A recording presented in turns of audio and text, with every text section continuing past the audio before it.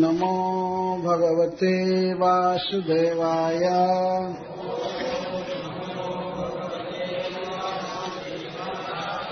ॐ नमो भगवते वासुदेवाय।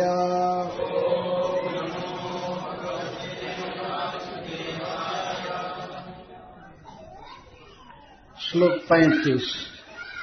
भगवानपि गोविन्दः तेनैवानेन गोपकान् चतुर्विधेनाशयित्वा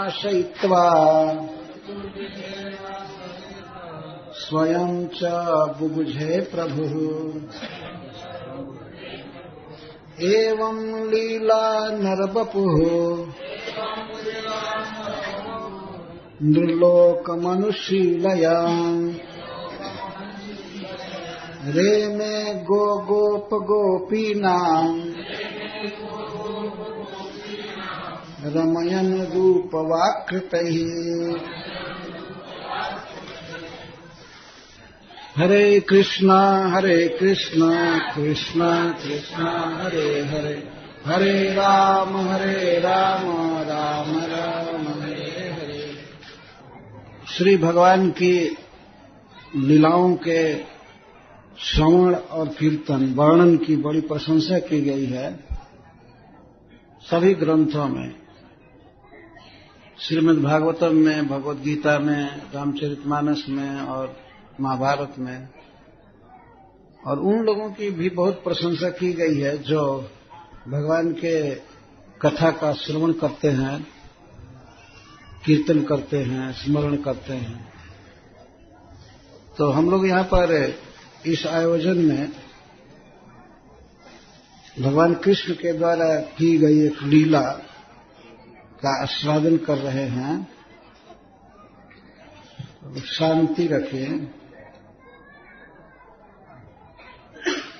यह वर्णन हो चुका है कि द्विज पत्नियां, मथुरा के ब्राह्मणों की पत्नियां भगवान कृष्ण के पास 4 प्रकार के अत्यंत सरस और सुगंधित स्वादिष्ट भोजन लेकर के आई। उनके घर के लोगों ने रोका, लेकिन फिर भी वे मानी नहीं, चली आई। और इसके बाद भगवान ने उन्हें अपने पतियों के पास भेजा यज्ञ में साथ देने के लिए।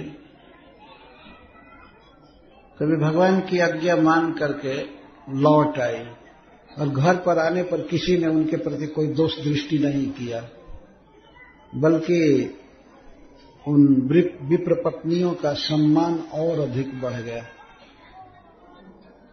भगवान ने कहा था कि जो कोई व्यक्ति हमारे संपर्क में आ जाता है, हमारा हो जाता है, तो परिवार के लोग या समाज के लोग और यहां तक कि देवता भी उसका बहुत बड़ा आदर करते हैं।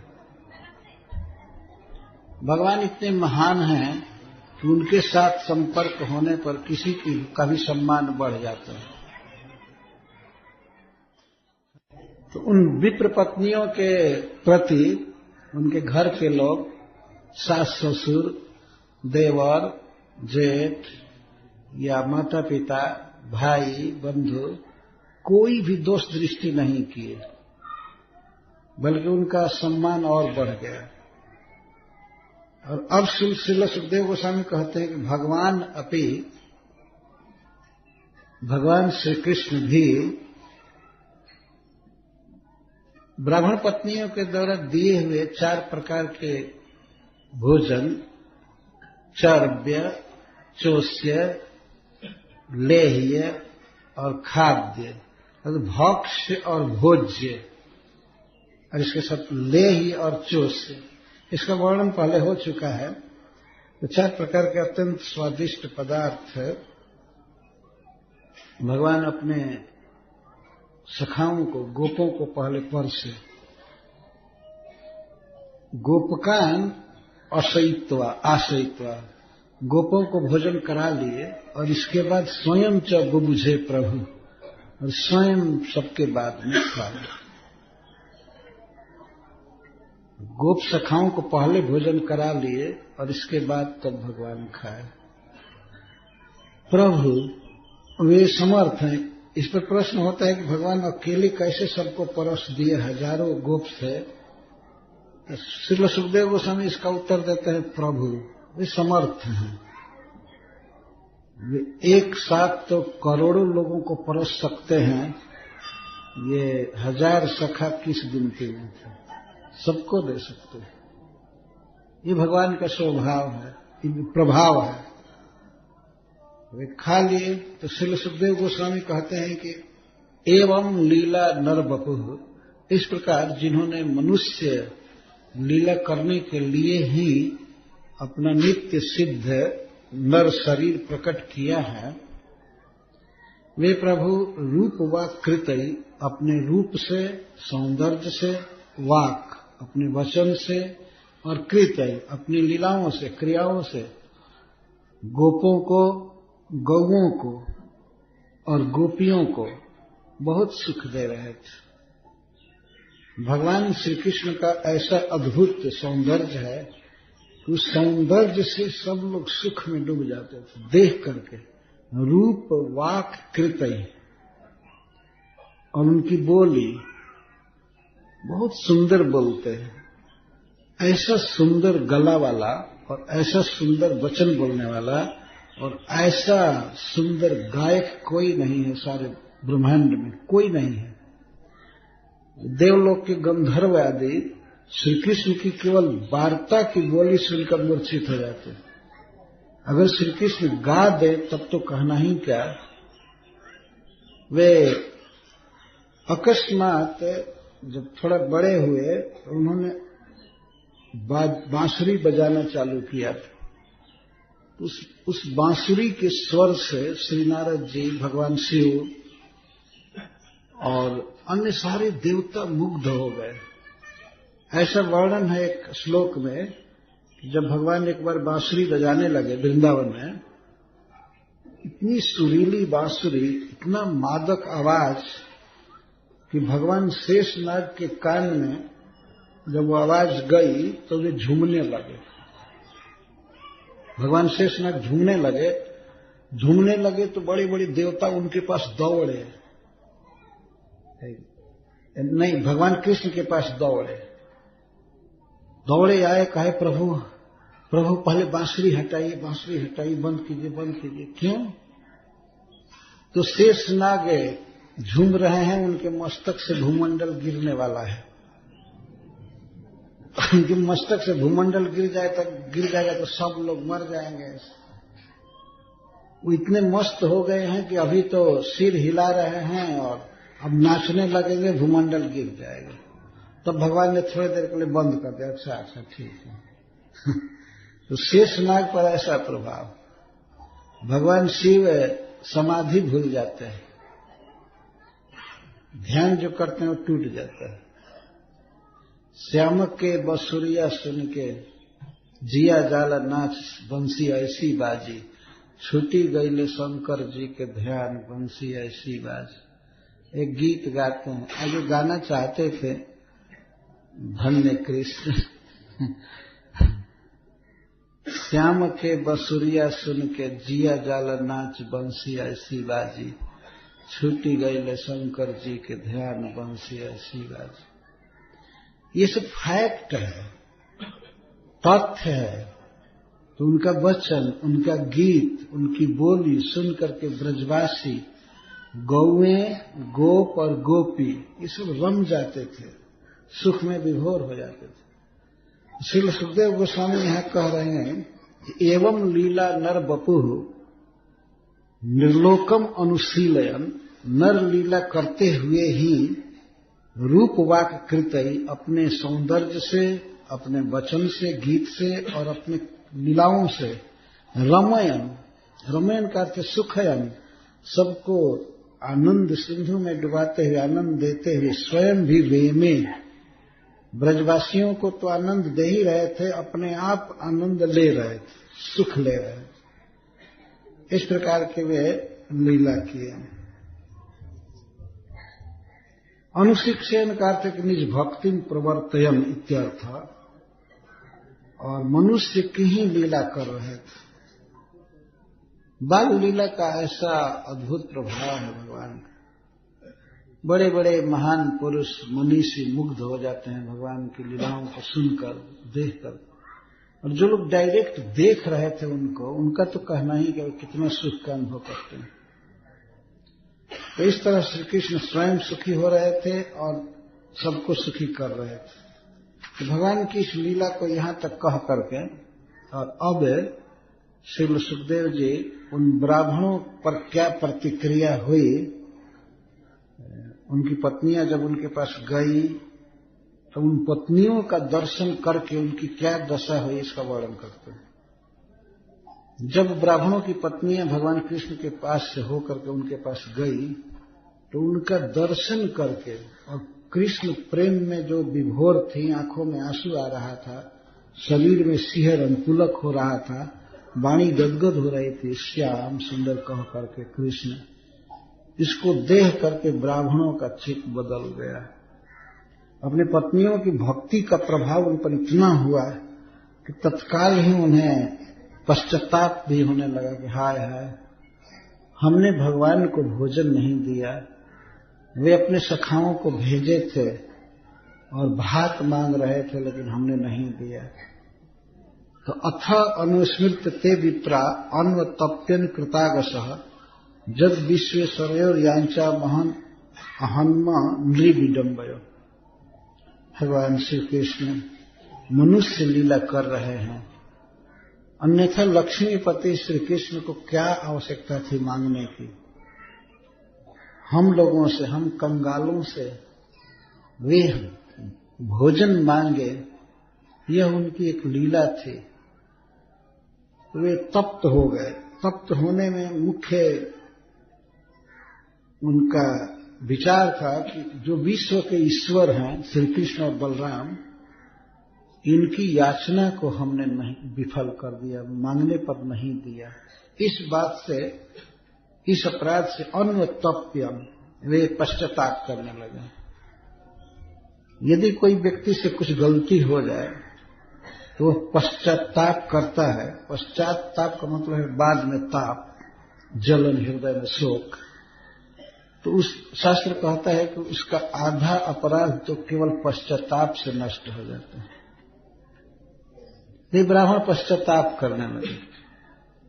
उनके पश्चाताप के वाक्यों को श्रील सुखदेव गोस्वामी कई श्लोकों में व्यक्त किए हैं। तत्प्रघटक अनंतरम एवं पत्नी नाम संगतो वासना क्षया। अपने पत्नियों के संग से ब्राह्मणों की कर्म वासना समाप्त हो गई, भगवान के प्रति प्रेम मर गया। अथवा भगवान ने उनका भोजन किया। वास्तविक ब्राह्मण पत्नियां जो भी भोजन लाई थी तो उन ब्राह्मणों की ही वो कमाई थी, ब्राह्मणों के धन से, अन्न से सब बना था। तो जब भगवान ने भोजन किया और भगवान के सखाओं ने, तो उसी समय ब्राह्मणों के हृदय में भक्ति का उदय हो गया, क्योंकि उनका भोजन भगवान ने किया। इसी प्रकार से किसी व्यक्ति के अन्न को यदि वैष्णव जन खाते हैं, भगवान के भक्त खाते हैं, तो उसमें सद्विचार आ जाता है और उसे बहुत भारी पुण्य लगता है, तो बाद में उसे बहुत बड़ा लाभ होता है। वैष्णवों को खिलाना साधारण बात नहीं है। तो जब भगवान ने भोजन किया तो इन ब्राह्मणों में एक शुभ संस्कार उत्पन्न हुआ और वे अपनी गलती को समझने लगे। यद्श्री भगवतो भोजनानंतरम तेन तदन्न स्वीकारतः तद्भक्त्युत्पत्ते। तवे पश्चाताप करने लगे। दृष्टवा स्त्रीणाम भगवती कृष्णे भक्तिम अलौकिकीम आत्मानम च तयाहीनम अनुतप्ता व्यगाहीन। उन्होंने देखा कि स्त्री होकर के भी जो वेद नहीं पढ़ी हैं, जो गुरुकुल में आवास नहीं की हैं, इन्होंने वेद मंत्रों का जप नहीं किया, गुरुकुल में वास नहीं किया, वेद नहीं पढ़ा, जब तक कुछ नहीं किया। और इनका भगवान में इतनी बड़ी भक्ति, इनका इतना प्रेम, और आत्मानम च तया हीनम, और अपने को भगवान की भक्ति से हीन देखे।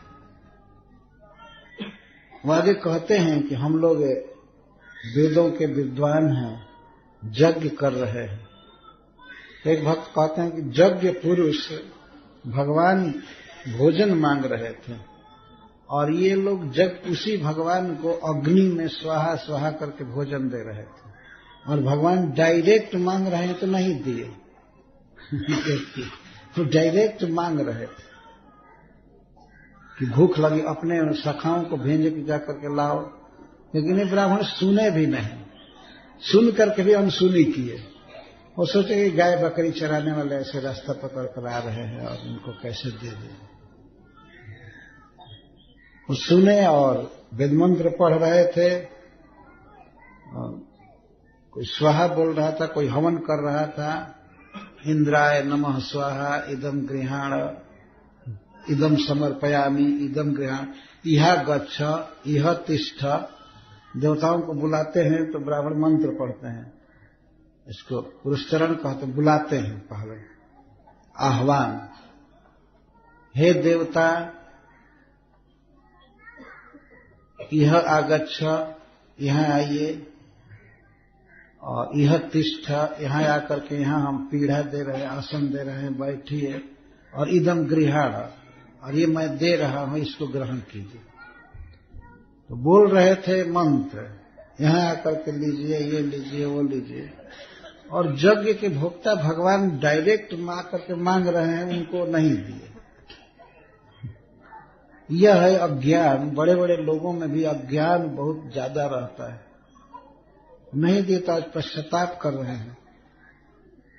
स्त्रियों की कृष्ण में अलौकिकी भक्ति देखे। स्त्रियां भक्त हैं भगवान का, जिनको भक्ति करने की कोई सुविधा नहीं है, पर भगवान श्री कृष्ण के विशेषताओं को, सौंदर्य आदि को सुन करके, उनकी बातें सुन करके वे कृष्ण में अनुरक्त हो गई थी। तो इसे सिद्ध हुआ कि वेद शास्त्र पढ़ने से मनुष्य भगवान का भक्त हो जाए कोई जरूरी नहीं है।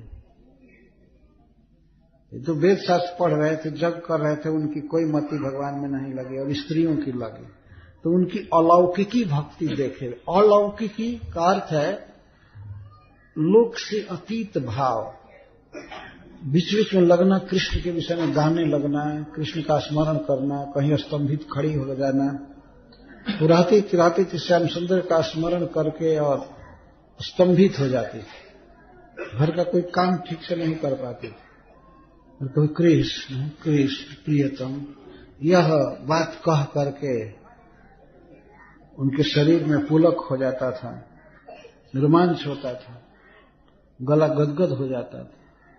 इसको अलौकिकी भक्ति कहते हैं, जो लोक में नहीं है, लोक के व्यवहार से बिल्कुल अलग। अपने को उस भक्ति से हीन देखें।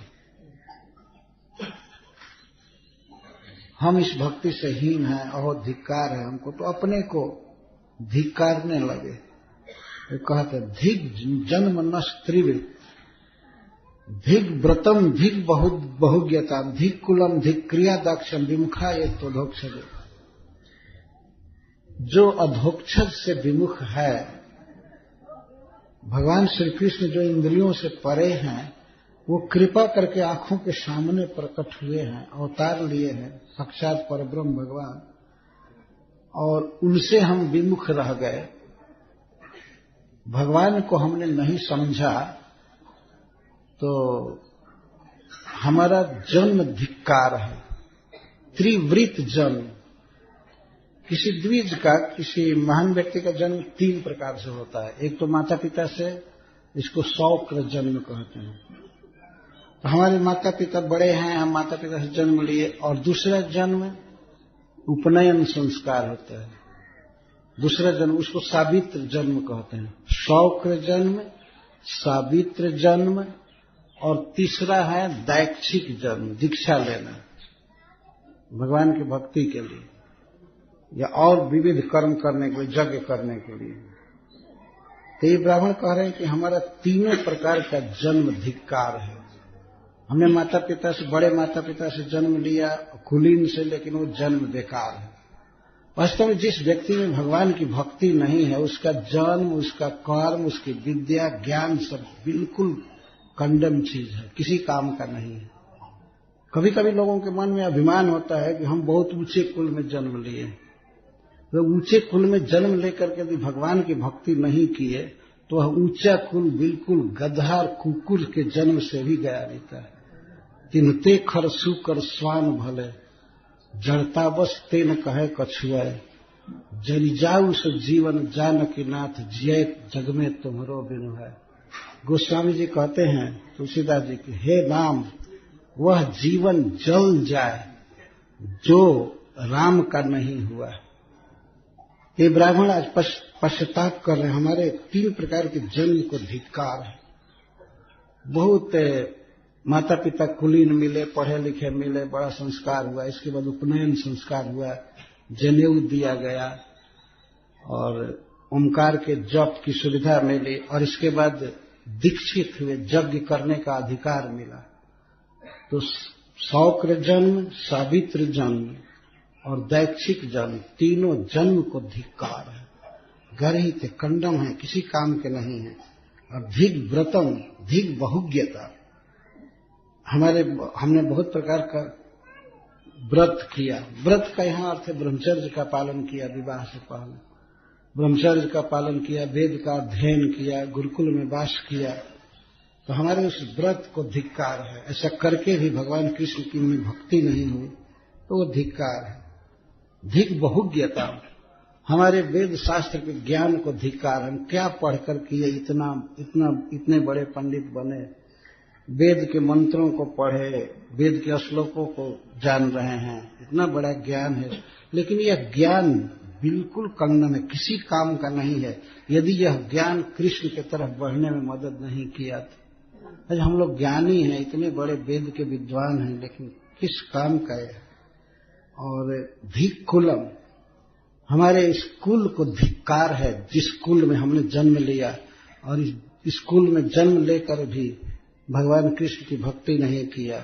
धिक क्रिया दाक्ष्य, हम क्रिया करने में, यज्ञ करने में, कर्मकांड करने में इतने प्रवीण हैं, क्रिया दक्षता का, हमारे क्रिया दाक्ष को धिक्कार है। इतना हम एक्सपर्ट हैं, लेकिन भगवान की भक्ति में एक्सपर्ट नहीं हुए। इतना यज्ञ करते हैं, ये कर्मकांड करते हैं, लेकिन हम भगवान का नाम नहीं जपते हैं, भगवान को प्रणाम नहीं करते हैं, तो ये तो सब बेकार हो गया। विमुखा ये तो अधोक्षज है। जो प्रभु अधोक्षज है, इंद्रियों से अतीत हैं, अप्राकृत है, वही प्रभु मथुरा में जन्म लिए हैं, मथुरा नाथ हैं। हम लोगों के क्षेत्र में प्रकट हुए हैं, मथुरा में प्रकट हुए हैं, और हम मथुरा के निवासी हैं, और फिर भी हम कृष्ण को नहीं जाने। हमारे इस जन्म को धिक्कार है, हमारी क्रिया को, सबको धिक्कार। तो इस तरह से ये सिद्धांत है कि कोई व्यक्ति किसी भी कुल में जन्म लिया हो, चाहे हीन कुल हो, पढ़ा लिखा न हो, निर्धन हो, परंतु यदि वो विष्णु को समर्पण किया, भगवान को समझा, प्रेम किया, तो उसी का शरीर वास्तव में सबसे पवित्र है। सोई पावन सोई सुभग शरीरा, जो तन पाई भजिए रघुवीरा।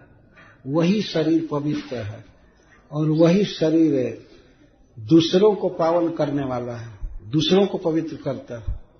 प्रहलाद महाराज कहते हैं कि 12 गुणों से विभूषित ब्राह्मण यदि वह कृष्ण का भक्त नहीं है तो अपने को भी पवित्र नहीं कर पाता है। और इसके ठीक विपरीत, यदि कोई स्वपच कुत्ते का मांस खाने वाले वंश में चंडाल भी यदि विष्णु का भक्त है, कृष्ण का भक्त है, तो वह अपने को तो पवित्र करता ही है, अपने सारे खानदान को पवित्र कर देता है। हरे कृष्णा कृष्णा कृष्णा हरे हरे, हरे राम राम राम हरे हरे। श्री प्रहलाद जी भगवान नृसिंह देव की स्तुति करते हुए ये बात कहे, चंडाल भी अपने को पवित्र कर देता, अपने कुल को पवित्र कर देता है। लेकिन वह ब्राह्मण जो भगवान का भक्त नहीं है, वो अपने आप को भी नहीं पवित्र कर पाता है। ये प्रहलाद महाराज कह रहे हैं, भगवान की स्तुति करते हैं। तो जो व्यक्ति भगवान की भक्ति करता है, वास्तव में वही महान है, वही पूज्य है, वही धन्य है।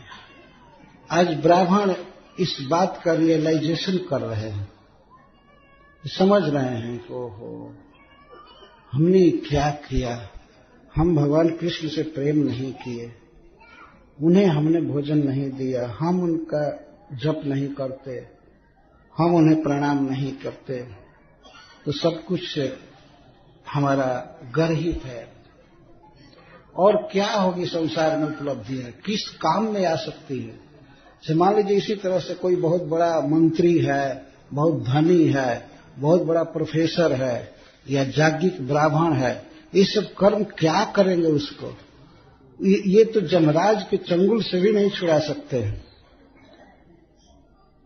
वास्तविक ज्ञान, वास्तविक धर्म, वास्तविक कर्म है भगवान को प्रसन्न करना। सकर्म हरितोषम जत सा विद्या तन्मतिर्जया। विद्या वही है जिसको पढ़ करके भगवान कृष्ण में मति लगे। कर्म वही सच्चा कर्म है जो भगवान को खुश करे, संतुष्ट करे। तो इस तरह से ये याज्ञिक ब्राह्मण पश्चाताप कर रहे हैं, अपने को धिक्कार रहे। तो यह एक सिद्धांत है जो श्रील सुखदेव गोस्वामी के द्वारा व्यक्त किया जा रहा है कि ये ब्राह्मण पश्चाताप कर रहे थे। एक दिन व्यक्ति को पछताना पड़ता है बहुत तरह से, जो भगवान की भक्ति नहीं करता है। मन पछतई हैं अवसर बीते। तुलसीदास जी का एक पद बहुत प्रसिद्ध है, कहते हैं कि अरे मन, भगवान राम के भजन बिना तुम पछताओगे। पछताने का मतलब है बाद में दुख उठाना, बहुत दुख मिलेगा, पश्चाताप होगा, ग्लानि होगी। मन पछतई हैं अवसर बीते।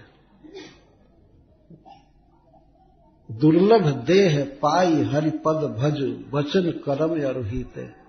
यह शरीर दुर्लभ है, मनुष्य शरीर, इसको पा करके वचन से, मन से और शरीर से भगवान का भजन करो। दुर्लभ देह पाई हरिपद भजु वचन करम अरुहिते। हिते में तो हृदय से, वचन से भजन करना चाहिए, शरीर से भजन करना चाहिए और मन से। मन में भगवान का चिंतन करना, उनके लीलाओं का चिंतन, और वचन से भगवान का गुण गाना। हरे कृष्णा कृष्णा कृष्णा हरे हरे, हरे राम राम राम हरे हरे। वचन करम अरुहिते। सहस बाहु दस बदन आदि नृप बचे न काल बलीते। हम करी धन धान सवारे अंत चले उठिरी। आप लोगों ने इतिहास में पढ़ा होगा, वैदिक इतिहास में एक राजा था, वो यादव था, उसका नाम था सहस्त्रबाहु। और भगवान दत्तात्रेय की कृपा से उसे 1000 बाह मिला था। एक बार में 500 धनुष चलाता था। एक बार में 1000 बाह थे तो 2-2 हाथ से एक धनुष चलाता। 500 धनुष एक बार चला सकता था। बहुत बलवान राजा था। भागवत में उसकी कथा है। भगवान दत्तात्रेय जी की कृपा से उसे बाह मिली थी और बहुत बड़ा ऐश्वर्य, बहुत बड़ा बल मिला था, प्रभाव। तो लेकिन भगवान परशुराम ने उसकी 1000 भुजाओं को काट दिया और बाद में मस्तक भी काट दिया, खत्म कर दिया। ये कथा है सब जगह। इतना प्रतापी राजा था, इतना प्रतापी कि उसके विषय में कहा जाता है कि रावण एक बार जबलपुर के पास बरहिस्मती नहीं, उसको क्या कहते थे, जबलपुर का उस समय नाम दूसरा था। तो वहां पर नर्मदा जी में आकर के रावण तट पर डेरा डाला था, इसलिए कि सहस्त्रबाहु से युद्ध करना चाहता था। तो अपनी स्त्रियों को लेकर के और अपने सेना को कैंप लगाया, जैसे कुंभ में लगता है ना, वैसे लगाया रावण।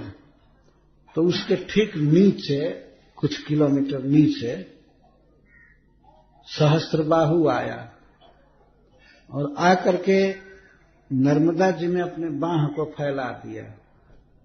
1000 बाह, लंबी लंबी बाहें, मोटी मोटी, वो बहुत बड़ा डैम बन गया, बांध हो गया। तो पानी ऊपर चढ़ने लगा, पानी ऊपर चढ़ने लगा तो रावण की स्त्रियों का टेंट और सैनिकों का सब डूबने लगा, पानी का स्तर ऊंचा हो गया। तो बहुत क्रोध में आया कि रावण कौन शैतान है जो इस तरह से काम कर रहा है, कौन बांध बना दिया, असमय में इतना बड़ा बांध कौन बनाया। तो उसे बाद में पता चला कि ये सहस्त्रबाहु यहां स्नान करने आया था और वो अपने भुजाओं को सजा करके बहुत भारी डैम बना दिया था कुछ देर के लिए। तो नर्मदा में तो बहुत पानी है, थोड़े ही देर में बाढ़ आ गई ऊपर। तो बहुत क्रोधित हुआ। इसके बाद रावण उसको जीतने गया, उसके साथ लड़ाई करने गया। तो लड़ाई करने गया तो सहस्त्रबाहु उसको फतिंगा की तरह पकड़ लिया रावण को, छोटे से कीड़ा की तरह 10 सिर से टांग लिया ऐसे एक हाथ से और घुमा रहा था। और रावण कितना बलवान था, ऐसे महाबलशाली को सहस्त्रबाहु अर्जुन कीड़े की तरह पकड़ लिया और उसके घर में गया। वो नहीं, इसके घर में रावण गया था तो उसको पकड़ लिया गया और पकड़ करके 10 मस्तक पर 10 दीपक जलाया गया था। खड़ा रहो घर में, रावण ऐसे खड़ा था। जब बलि महाराज के पास गया तो ऐसा किया गया था, लेकिन सहस्त्रबाहु के यहां जो पकड़ करके बांध करके खड़ा रहो, और जैसे स्टैंड रखते हैं दीपक रखने का, उसके बदले में रावण को ही खड़ा कर दिया गया। 10 मस्तक पर 10 लैंप रखा लड़कों ने, शायद दिवाली का दिन रहा होगा तो जो रावण इस तरह पराजित हुआ। लेकिन रावण कितना बड़ा बलवान था, ये चलते चलते पर्वत उठा करके देखता था कि कितना भारी है। इसको इतना जोश था, इसकी भुजाओं में बल था। पर्वत उठा लेना तो इसका खिलवाड़ था। उसी दफा में जब ये कैलाश गया, भगवान शिव के प्रति भक्ति दिखाने के लिए कैलाश को उठा करके और ऐसे तराजू जैसा करने लगा, भगवान शिव को झूला झुलाने लगा और उसकी बड़ी प्रशंसा करता था कि मैं पर्वत उठाया था कैलाश को और भगवान शिव और पार्वती जी उस पर सुशोभित हो रहे थे। परंतु भगवान शिव का गुण गाना उसका उद्देश्य नहीं था। ये उद्देश्य था कि कैलाश भी मेरे भुजाओं से उठाया हुआ है। जब कैलाश उठाया हुआ है तो ये कैमूर के पर्वत आदि तो ये एक मच्छर जैसे है उसके सामने। उतने भारी पर्वत को, जो कि चांदी का पर्वत है, रजत पर्वत, सुमेरु पर्वत सोने का है और कैलाश चांदी का है, तो उसको उठाया था। ये रास्ता चलते चलते देखते जरा उठाकर देखे कितना भारी है, बाप रे बाप। तो सहस्त्रबाहु 10 बदन आदि नृप बचे न काल बलित। लेकिन वो रावण और सहस्त्रबाहु, 1000 भुजा वाला सहस्त्रबाहु और 10 बदन 10 सिर वाला रावण बचे न काल बलित। ये बचे नहीं, काल इतना बलवान है। इन दोनों को कौन मारा? दोनों को भगवान नहीं मारा, वास्तव में भगवान ही असली काल है। रावण को उन्होंने भगवान श्री राम के रूप में मारा और सहस्त्रबाहु को भगवान परशुराम के रूप में। भगवान का बल देखिए, भगवान के पास से केवल एक कुल्हाड़ी था, कुल्हाड़ी जिसको परशु कहते हैं, और उसी परशु को धारण करने के कारण इनको परशुराम कहते हैं, नहीं तो इनका नाम राम है वास्तव में, पूरा नाम राम है, लेकिन कुल्हाड़ी धारण किए रहते हैं, परशु धारण किए रहते हैं, इसलिए इनको परशुराम कहते हैं। और अकेले बिना किसी सेना के सहस्त्रबाहु की सेना भी मार दिए और सहस्त्रबाहु की भुजा काटकर उसको भी खत्म कर दिए। भगवान का बल देखे, भगवान के सामने कोई क्या है। रावण भी वही गलती किया था, उसी गलती से मारा भगवान ने। बहुत बड़ा कामी था, बहुत बड़ा दुष्ट था, गुंडा था, सबसे बड़ा गुंडा रावण हुआ है इतिहास में। और देवताओं की, किन्नरों की, गंधर्वों की, मनुष्यों की, स्त्रियों का हरण करके लाता था। बस उसका यही काम, सोना इकट्ठा करना दुनिया से और स्त्रियों का संग्रह करना, कांचन और कामिनी इकट्ठा करता। सोना इतना इकट्ठा किया था कि सोने की लंका ही बना दिया था। वो तो सब कुबेर जी का छीना था। और स्त्री संग्रह करता था। बरिया ने से निज बाहुबल बहु सुंदर बरनार, बहुत नारियों का अपहरण किया। उसी दफा में उसने सीता जी का हरण कर लिया। भगवान बहुत क्षमा किए, उसको कई बार समझाए, हनुमान जी के द्वारा, अंगद जी के द्वारा, लक्ष्मण जी ने एक पत्र भी लिखा था।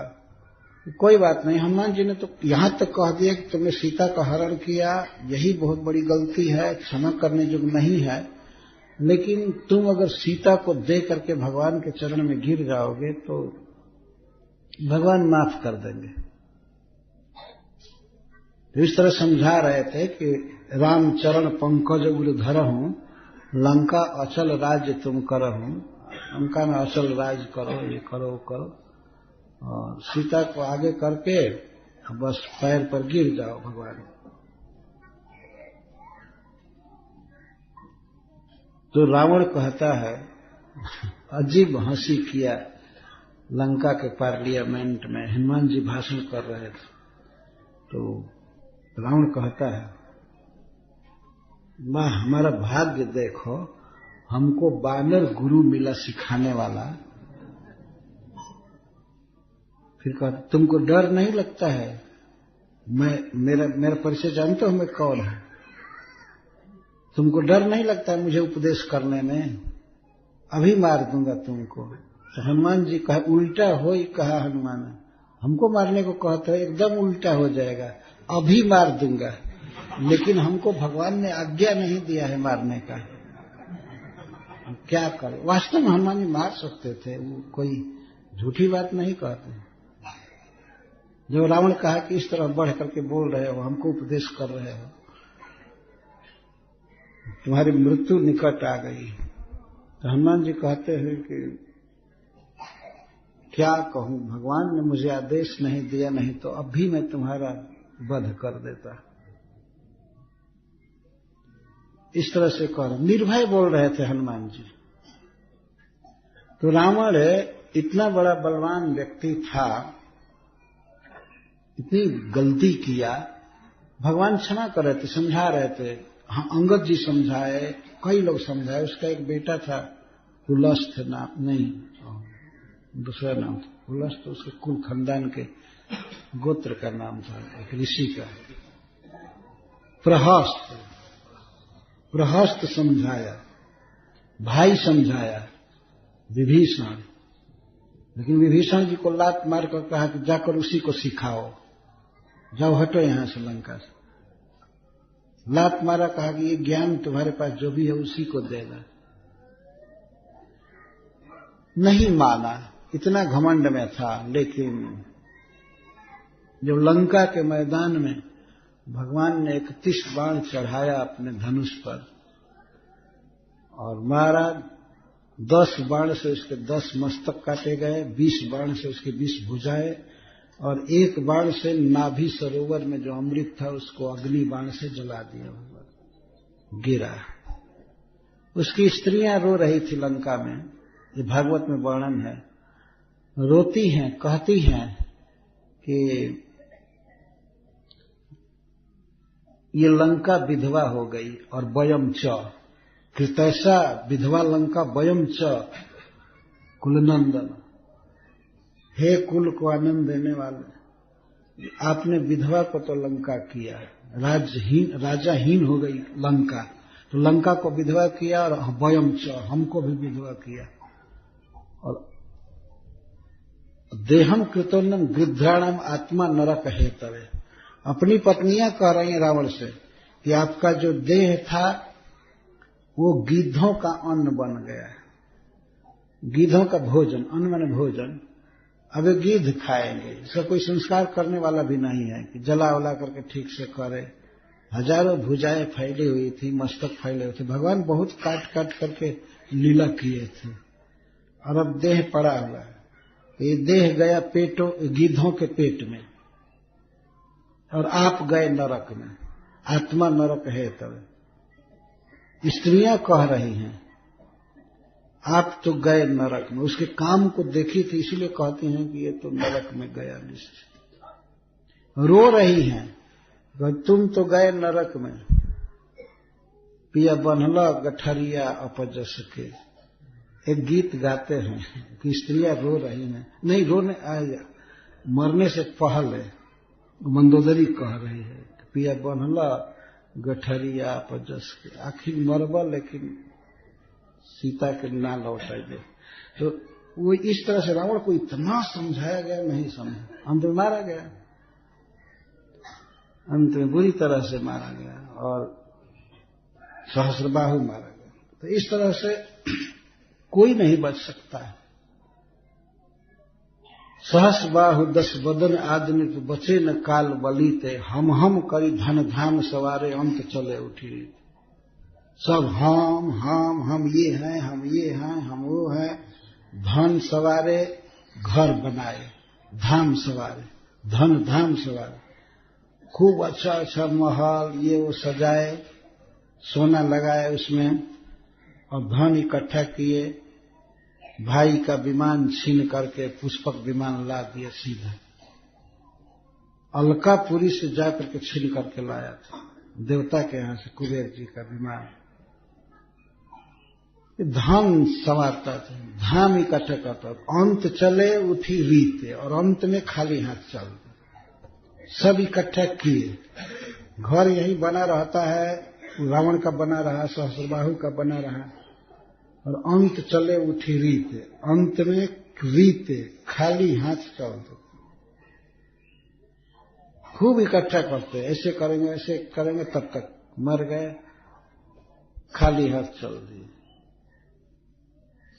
इकट्ठे गर जहां के जर, जहान के पूरी दुनिया के जर रत्न इकट्ठा किए गए थे सिकंदर के सामने।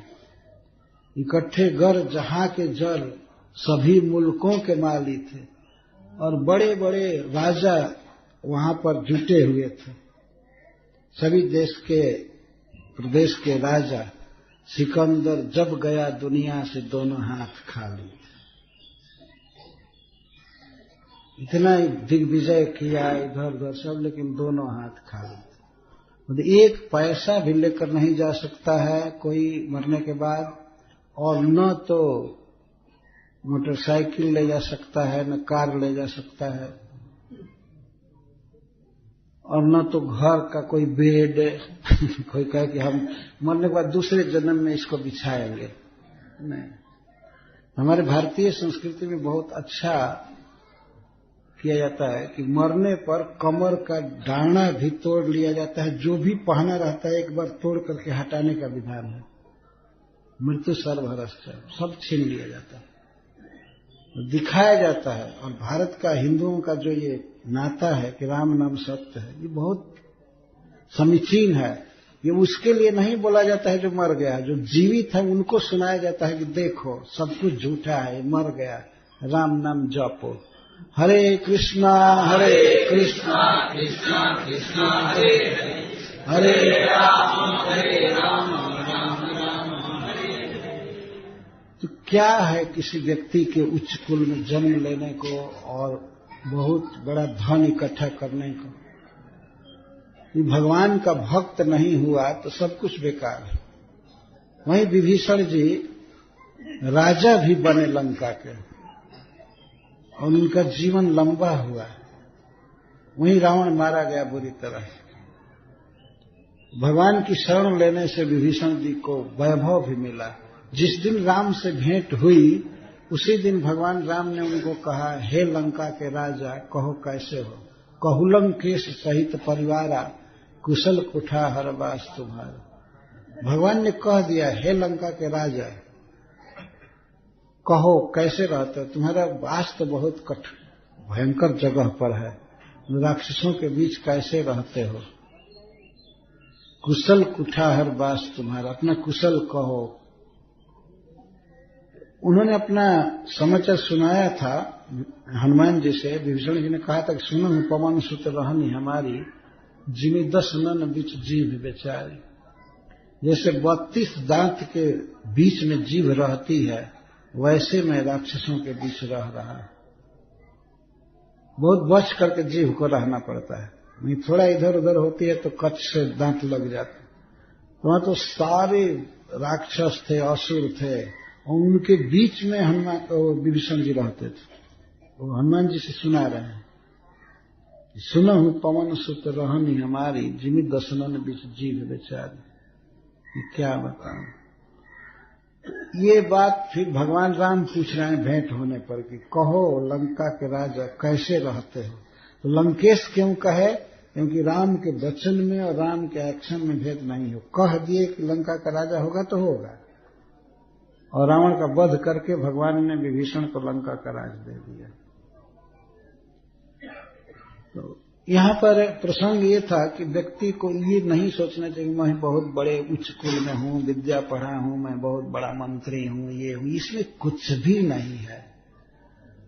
ये इससे आत्मा का कोई हित नहीं है, और अंततः इसको भी सब छोड़ना ही पड़ता है। और तो और देह छोड़ना पड़ता है।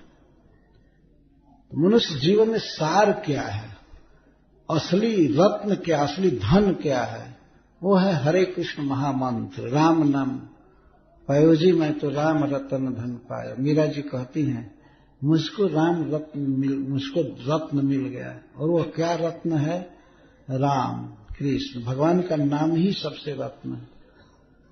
इसको जपना चाहिए। वे ब्राह्मण कहते हैं कि हमारे इस उच्च जन्म को धिक्कार है, हमारी विद्या को धिक्कार है, हमारी बहुज्ञता को, हमारी क्रिया दक्षता को धिक्कार है, जो भगवान से विमुख रह गए हम। ये हमको हेल्प नहीं कर पाए भगवान की तरफ बढ़ने में। ये धन बुरा नहीं है, पद बुरा नहीं है, कोई भी चीज बुरी नहीं। पढ़ाई ठीक है और उच्च कुल में जन्म लेना भी ठीक है, ऊंचा पद पा जाना, मिनिस्टर होना, ऑफिसर होना, ये सब ठीक है। लेकिन इन विशेषताओं का प्रयोग भगवान की भक्ति में करना चाहिए। अगर भक्ति कर रहा है तो उसका सब कुछ ठीक है, और नहीं तो सब बेकार है, सब कुछ बेकार है, व्यर्थ है। यहां इस प्रसंग से, ब्राह्मणों के उद्गार से इस बात की शिक्षा मिलती है कि प्रत्येक व्यक्ति को भगवान की भक्ति करनी चाहिए। यही जीवन का धन है, यही कमाई है, यही जीवन की शोभा है, यही सुख है, यही सफलता है कि भगवान का नाम जपा जाए। हरे कृष्णा कृष्णा कृष्णा हरे हरे, हरे राम राम राम हरे हरे। तो आज ब्राह्मण छटा रहे हैं, पश्चाताप कर रहे हो। स्त्री जाति को, स्त्री शरीर को हीन माना जाता है, ऐसी जनरल धारणा है। और शास्त्र भी कहता है कि उनके पास कम बुद्धि होती है, पढ़ाई लिखाई में भी कम ही रहती हैं। संसार में इतने वैज्ञानिक हुए हैं लेकिन उसमें स्त्री बहुत कम हुई है। तो आज के युग में तो अब धीरे धीरे उनका बढ़ने लगा दर्जा, जो सरकार इतनी मदद कर रही है, आरक्षण देना, ये करना वो करना, लेकिन फिर भी कोई बहुत सुधार नहीं होता। मैं कोई पॉलिटिकल चर्चा नहीं कर रहा हूं जो भी है, मैं स्थिति बता रहा हूं कि हीन समझा जाता है। और कई ऐसे कर्म हैं जिनमें उनका अधिकार नहीं होता, जैसे वेद पढ़ने में, ओंकार का जप करने में, यज्ञ कराने में। तो आध्यात्मिक जगत में भी तो मतलब आध्यात्मिक क्षेत्र में ही लोग ये अब कहना चालू किए हैं कि नहीं, इनका भी अधिकार होना चाहिए, इनका भी अधिकार होना चाहिए। तो अधिकार लड़ाई का युग हो गया। लेकिन शास्त्र के अनुसार कुछ बातों में वास्तव में उनका अधिकार नहीं, जैसे गायत्री जपने का अधिकार नहीं है, और सब महामंत्र जपने का किसी का भी अधिकार है, कहीं भी कोई भी जप सकता है। कुछ कार्य हैं जिसमें स्त्रियों का अधिकार नहीं है, और लौकिक क्षेत्र में भी, व्यवहार में भी उनका अधिकार नहीं है, और वो बिल्कुल प्रैक्टिकल है। जैसे सेना, व्यवहारिक बात करो, सेना में स्त्रियों का अधिकार नहीं के बराबर होगा ना। तो क्या सैनिक बनेंगे, उनको दूसरा ही आदमी उठा कर ले जाएगा, तो सैनिक बनकर क्या करेंगे। तो पुलिस तक तो काम चलता है, महिला पुलिस। ये वास्तव में एक जीविका को एडजस्ट करने के लिए ये बातें की गई है, वास्तविक योग्यता के अनुसार नहीं। चोरों को पकड़ना, बदमाशों को पकड़ना, दौड़ करके दंड देना, ये करना, ये सब क्षत्रियों का काम है। मतलब जो फुर्तीले शरीर वाले हैं और जिन्हें दुष्टों के दमन की शक्ति है, उन लोगों के लिए ये सब पद था। अच्छा, लेकिन मैं ये कह रहा हूं कि प्रैक्टिकल संसार में भी देखा जाए तो स्त्रियों की योग्यता नहीं है। पुरुषों की अपेक्षा ड्राइविंग बहुत कम करती है स्त्रियां ना। कभी किसी स्त्री को मैं ट्रक चलाते हुए नहीं देखा हूं, कभी नहीं। यहाँ अमेरिका में तो देखा हूं एक दो जगह, लेकिन इधर नहीं। तो इस तरह से उनको अयोग्य समझा जाता है, वैदिक कर्मों के लिए तो और अयोग्य समझा जाता है। लेकिन भगवान की भक्ति करने में कोई भी अनक्वालिफाइड नहीं है, सब क्वालिफाइड है, सबकी योग्यता है। तो ब्राह्मण आज कह रहे हैं कि देखो, आगे वो कहेंगे, ये गुरुकुल में वास नहीं की, वेद नहीं पढ़ा, तप नहीं किया, व्रत नहीं किया, पर भगवान श्री कृष्ण में ऐसी दिव्य भक्ति, इतना महाप्रेम, इनका जन्म सफल है। तो इसका मतलब है कोई आवश्यक नहीं है कि आदमी वेद पढ़े ही, कोई जरूरी नहीं है कि तप करे, ये करे, वो करे। ये कहीं अपेक्षा है कि भगवान के बारे में सुना जाए, भगवान के श्रवण पर ही वो एम्फसाइज कर रहे हैं, जोर दे रहे हैं। इन स्त्रियों ने सुना था, दीर्घश्रुत धृताशया, दीर्घ काल तक भगवान की कथा सुना था, भगवान के बारे में सुना था, इसलिए भगवान में प्रेम हो गया। और सब कर्म बेकार हैं, वो प्रेम देते नहीं है वास्तव में और कर्म। लेकिन ये कथा सुनना ऐसा है, गीत सुनना, भागवत पढ़ना, ये भगवान में प्रेम दे देता है। इस प्रसंग से ये सिद्ध हुआ कि श्रवण ही मुख्य है, अतः भगवान कृष्ण के विषय में सुनना चाहिए, सुनना चाहिए, यही सार निकलता है। तो आगे पुनः वर्णन होगा कल कि किस तरह ब्राह्मण और पश्चाताप कर रहे हैं और भगवान की भक्ति उनमें उत्पन्न हुई। वे भी अपने स्त्रियों को ही गुरु मान करके भजन करने लगे। यह कोई जरूरी नहीं है कि पति अगर श्रेष्ठ है तो पत्नी हमेशा किसी भी माने में उसकी शिष्या ही रहे।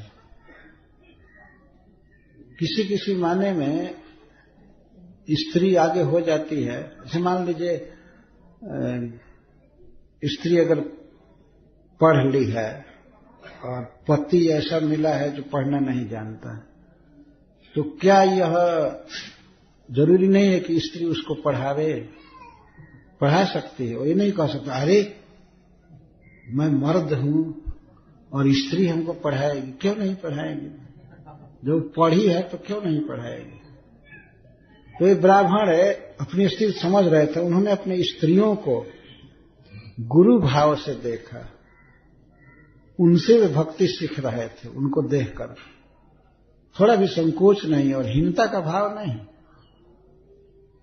जहां है तो कृष्ण भक्ति से ही गुरु है, जिससे कृष्ण की भक्ति उत्पन्न हो वही गुरु होता है, चाहे वो उम्र में छोटा हो, चाहे संबंध में छोटा हो, चाहे कोई हो। ये स्त्रियां वास्तव में जगत गुरु हैं, महान पद पर है।